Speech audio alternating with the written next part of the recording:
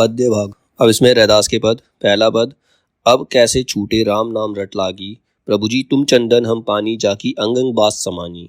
प्रभु जी तुम घन बन हम मोरा जैसे चितवन चंद चकोरा। प्रभु जी तुम दीपक हम बाती जाकी ज्योति बरे दिन राती। प्रभु जी तुम मोती हम धागा जैसे सोनहि मिलत सुहागा। प्रभु जी तुम स्वामी हम दासा ऐसी भक्ति करे रैदासा। अब इसका भावार्थ क्या है? पहली लाइन क्या लिखी है? अब कैसे छूटे राम नाम रट लागी, प्रभु जी तुम चंदन हम पानी जाकी अंग अंग बास समानी। वो कहता है हे प्रभु, जो आपके नाम की रट लग गई है वो कैसे छूट सकती है? जब हमने तुम्हारा नाम रटना शुरू कर दिया वो रट, अब वो जो हमारी आदत है वो अब खत्म नहीं हो सकती। जो कवि है प्रभु को चंदन के समान बताता है और खुद को पानी के समान। जैसे पानी में मिलने से चंदन की सुगंध उसमें व्याप्त हो जाती है, मतलब जैसे चंदन पानी में मिलता है वैसे वो पानी जो होता है चंदन की तरह महकने लगता है। उसी प्रकार से जैसे भक्त जब प्रभु में लीन हो जाता है, भक्त जब प्रभु में लीन हो जाता है बस सिर्फ भगवान का ही नाम रटता है तो उसमें भगवान के गुण आ जाते हैं, वो भगवान उसके अंदर व्याप्त हो जाते हैं। अगली लाइन है, प्रभु जी तुम घन बन हम मोरा जैसे चितवत चंद चकोरा। अब वो कहता है प्रभु जी आप बादल हो तो हम मोर हैं। जैसे घने काले बादलों को देखकर मोर नाचने लगता है, वैसे ही प्रभु को देखकर, प्रभु की बात आने पर भक्त का मन जो होता है मोर की तरह नाचने लगता है। ठीक है। और जैसे चकोर जो होता है, चकोर एक पक्षी होता है जो हमेशा चांद को ही निहारता रहता है, एक टक चांद को देखता रहता है, वैसे ही भक्त भी हमेशा अपने प्रभु के ध्यान में लीन रहता है, वो अपने प्रभु को ही सोचता रहता है दिन रात। अगली लाइन है, प्रभु जी तुम दीपक हम बाती जाकी ज्योति बरे दिन राती।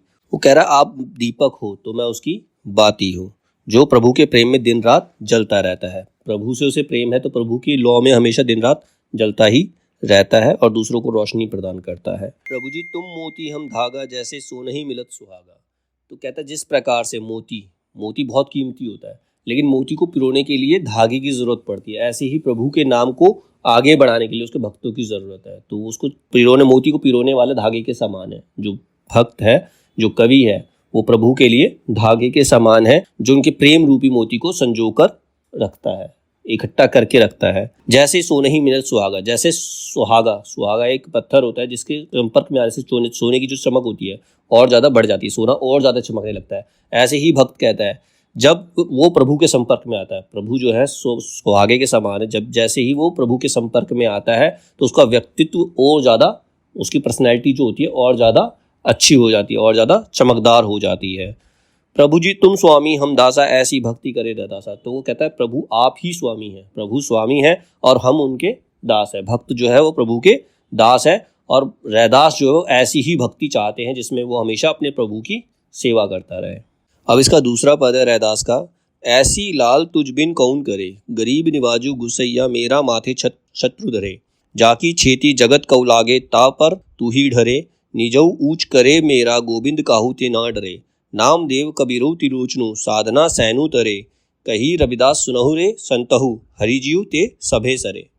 रैदास भक्त हैं, वो प्रभु को सब कुछ मानते हैं, तो कहते हे प्रभु जैसी कृपा आप कर सकते हो वैसी कृपा मेरे ऊपर कोई नहीं कर सकता, एक गरीब के ऊपर ऐसी कृपा कोई नहीं कर सकता। अब गरीबों को तारने वाले हैं, अब गरीबों को पार लगाने वाले हैं। गरीब निवाजू मतलब गरीब को पार लगाने वाला, गरीब पे कृपा करने वाला भगवान के अलावा कोई और दूसरा नहीं है। वो भगवान ऐसे हैं कि अपने गरीब से गरीब भक्त के माथे पर भी छत्र रख देते हैं, उसको भी राजा बना सकते हैं। भगवान चाहे तो अपने गरीब से गरीब भक्त को राजा बना सकते हैं। जाकी छोटी जगत को उलागे ता पर तू ही डरे, मतलब जो संसार में तुमसे प्रेम करता है, तुम्हारी शरण में आता है, उसे किसी से डरने की आवश्यकता नहीं है, वो किसी से भी नहीं डरता है। रैदास कहते हैं कि मुझ जैसे अछूत को, नीच जाति के लोगों को भी आप ऊपर उठाते हैं, ऐसे अछूत व्यक्तियों पर भी तुम द्रवित होते हो, यानी कि तुम्हारी कृपा बनी रहती है। अब जैसे इन्होंने नाम लिया है नामदेव कबीरू त्रिलोचन साधना सेनु, ये सारे कवि थे जो नीची जाति के थे। नामदेव, कबीर, त्रिलोचन, साधना, ये सब नीची जाति के कवि थे।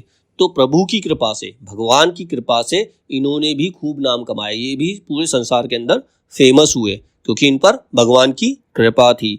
तो रैदास कहते हैं कि जो व्यक्ति प्रभु की सेवा करेगा, प्रभु की भक्ति करेगा, उसे वो उसी प्रकार से इस संसार से पार लगाएंगे जैसे उन्होंने नामदेव, कबीर, त्रिलोचन ऐसे कवियों को पार लगाया। तो इस संसार की भवसागर से पार पाना है तो हमें प्रभु की भक्ति करनी चाहिए।